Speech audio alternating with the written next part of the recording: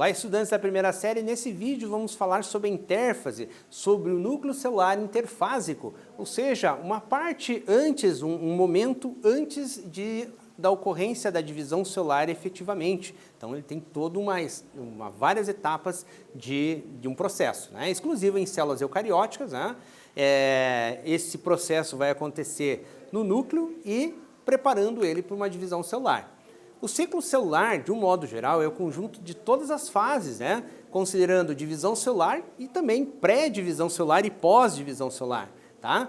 Então ela vai ser composta por 3 grandes fases: a intérfase, representada pelo período de crescimento G1, pelo período de duplicação do DNA, que seria a fase S, e pelo G2, que é o crescimento e preparação final para que ocorra a divisão celular. Depois você vai ter a fase chamada mitótica, que é a fase de divisão em si, caracterizada pela prófase, prometáfase, metáfase, anáfase, telófase, e por fim uma fase chamada citocinese, que seria a divisão do citoplasma, já carregando os 2 novos núcleos com material genético dividido igualitariamente. Vamos entender lá o dogma central da biologia, pessoal. Nós temos assim o DNA, que tem informação genética. Esse DNA serve de molde para a produção de um RNA mensageiro, uma fita pequena, que vai migrar até o citoplasma da célula, né?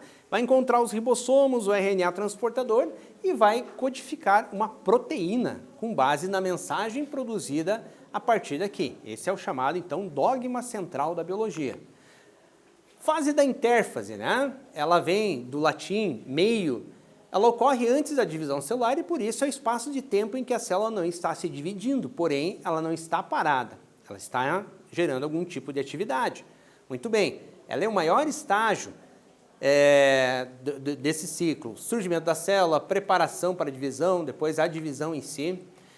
E o que ocorre nessa etapa chamada intérfase, gente? Ocorre a duplicação do DNA, aumento de tamanho e volume da célula, preparando ela justamente para se dividir. Tá? Produção de proteínas e outras moléculas importantes que vão ser usadas pela própria célula, tá? No processo de metabolismo da própria célula, e também para a divisão e armazenamento de energia para a divisão celular em si. É um processo que também utiliza a energia chamada ATP. Em termos de cromatina, que seria pegar todo esse DNA, enrolar, é um processo natural que esse DNA se enrola em proteínas chamadas histonas, lá dentro do núcleo, né? Compactando todo ele, vai formar, no caso, a cromatina. E nós vamos ter 2 tipos de cromatina: a eucromatina, prevalente em células ativas na transcrição de muitos dos seus genes, e a heterocromatina, mais abundante em células com menos atividade ali de produção.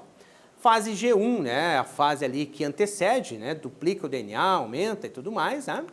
Fase S, que daí vai ser a duplicação efetiva do conteúdo da célula, conteúdo interno da célula, todo o material genético, para dividir igualitariamente entre as 2 células filhas. E no caso, né, essa duplicação ela é chamada semiconservativa, porque uma fita de DNA vai servir de base para a formação de uma outra fita, tá? Portanto, ela é semiconservativa, vai conservar logicamente basicamente ali a mesma sequência de nucleotídeos. E a fase G2, que vai anteceder a última fase antes do processo de divisão mesmo, né? Nela vai ocorrer síntese de proteínas e de moléculas que vão participar da divisão, tendo também um crescimento adicional antes da efetivada divisão, né?